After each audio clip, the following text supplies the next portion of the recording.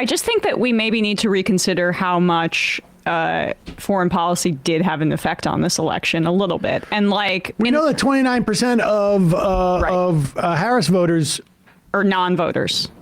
Of Harris non-voters, I should say, or who should have been Harris voters, stayed home. And as far as I can tell, that's the largest plurality of any of the cohorts' reasons for not going out and voting. And I would imagine, and we've talked about the knock-on effects too. I would just, in the districts that Justice Democrats are going to be targeting, if you are against the genocide in Gaza, that is going to be an immediate, like, basically, I think, elevation for your campaign. There may be a lot of money that gets poured in, and that's something that we have to fight. But like, I do think that there's a lot of young people that see this as a litmus test. And also working class people in some of these, like Iraq was, right. And again, like Obama's opposition to the Iraq war was a huge part of his appeal. But now that we have, it's the same reason our lawmakers don't understand TikTok and social media. Like, they're all old and don't understand how connected I think so many younger people are.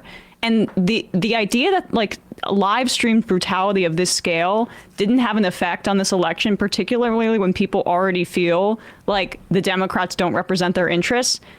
Of course, that's connected to the fact that since it's the first time since the 1960s that the Democrats lost the lowest income bracket.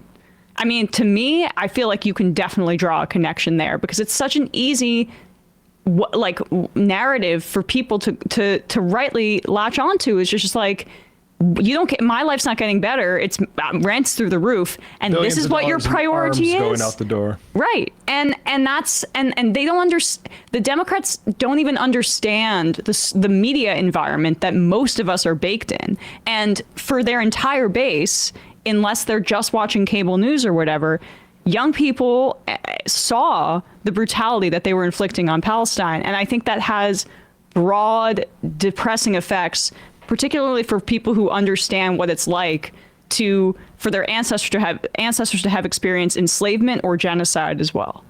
I think we're going to have the opportunity to test that theory. I mean, I think we should. I think it goes far, and it goes to the Democrats embracing the national security state in Trump's first term.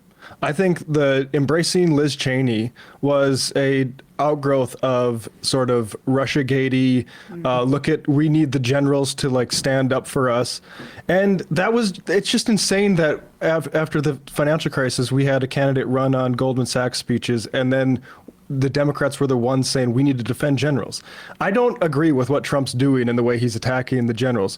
The generals need to have, like, it's been decades and decades since someone needs to cut down the Pentagon to size. And so when Trump gets airplay saying like, oh, he's going after them and he's attacking the deep state, it's to his credit. It's not a surprise that he's like looking popular right now, because a lot of this stuff has been low-hanging fruit that should have been dealt with. Right. And Harris, the only chance it seems like to me that she would have had in this election was if she were to like kill Biden, aka throw him under the bus, differentiate herself from him entirely. That would have been very difficult for her to do. But now that the specter of this, this aging racist is hopefully behind us, then I do think that frees up Democrats to have a more rational position on this when the leader of the party isn't actively committing a genocide. Nancy Pelosi has some stock tips Jeffries to get. I just mean, at least for candidates in the future, I hope that is a more, especially also in a midterm when there's a Republican president, my hope is that that opens up more room for there to be more sanity on I this hope issue. so too, but I would de-emphasize the gerontocratic element of that, because I think it's just like reality of the situation that might pivot that, because Hakeem Jeffries is not any less committed than these old folks are to Israel. And I think there's a lot of younger folks who are going to be just like that too. I think people should be open to Dianne Feinstein getting back into the race. Yeah, good point.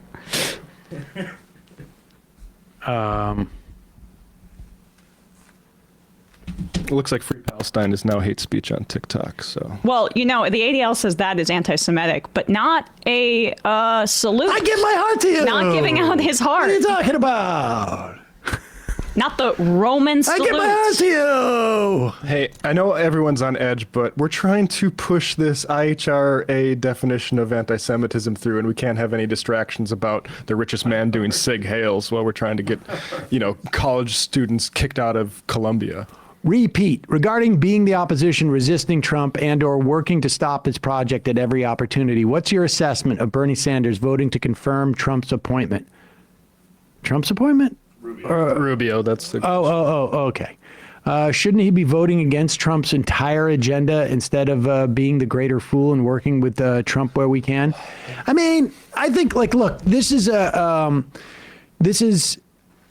issue that, particularly in terms of like confirmation and stuff. Like there was guys like Russ Feingold, who I think was one of the better senators we've had, who like religiously would vote for confirmees, whatever. Almost always, including Supreme Court justices, because he felt like the president's won. They, at the very least, get the opportunity to staff their administration. Were I a senator, would I vote for Marco Rubio? I think probably I would just vote no against all of them. But I think there is an argument that, Marco Rubio's, qualified to hold the position. Yeah. He may not like his politics associated with it, but you're not going to like the politics of anybody that Trump nominates. And you put somebody in there who's somewhat qualified. I can see voting for that. But there are other ones, like, personally, like Hegseth, I want him to be the Secretary of Defense. Like, as repulsive and disgusting as he is, both as a human being and his incompetence, but like, I don't like that agency, and I think there are going to be horrible things that are done there, and to have someone have an avatar of that who is so horrible. I think there's value in that. Like, I would have preferred Gates as the DOJ just for that same reason. Now, it's easy for me to say that as a YouTube host.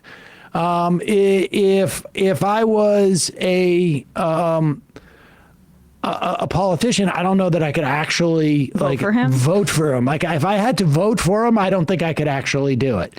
Yeah. But let's also be clear here. Yeah. There's not a single confirmee that the Democrats can stop. Yeah. They don't have the ability to stop it. Also, I just want to respond to this because this IM it's a little frustrating to me. Don says, Emma continues to demonstrate she does not actually know low economic strata white people. I can promise you that Palestinians are not their concern. It is the concern of the high educated bohemian class, which is way different from majority of white working class people. So you gotta listen better, because I said people in like the urban areas, I was referring to black people and also Latino people who the Democrats lost in droves in urban areas of the country that the Justice Democrats are targeting. I'm not speaking specifically about white people in this instance, but you just got to listen a little bit better, because those are not the districts that the Justice Democrats are targeting or who I was referring to. Also, I don't think you have like your personal experience notwithstanding, the foreign spending on imperial pursuits like Ukraine, Taiwan, and Israel actually does affect. I would point out the Undiplomatic podcast, How Black Americans View Ukraine, Taiwan, and America's Global Role, with Chris Schell, who's done great research on that. So, false. I would also, as long as we're all being pedantic here, one, it's nominee. People are saying nominee. I know. I just thought a conferee. I thought there was a word for someone who's trying to get confirmed, but I guess it's just a nominee. The other thing is that actually Harris won the bottom 20th percentile, I believe it is, of income earners. What she did lose is under 100,000 because she lost the 100,000 to I thought I read she lost under 50K, or maybe I'm wrong about that. She lost, I think, like the middle cohort between 150, I think 100K and 50K, or 50K and 100K. I think below 50 she won.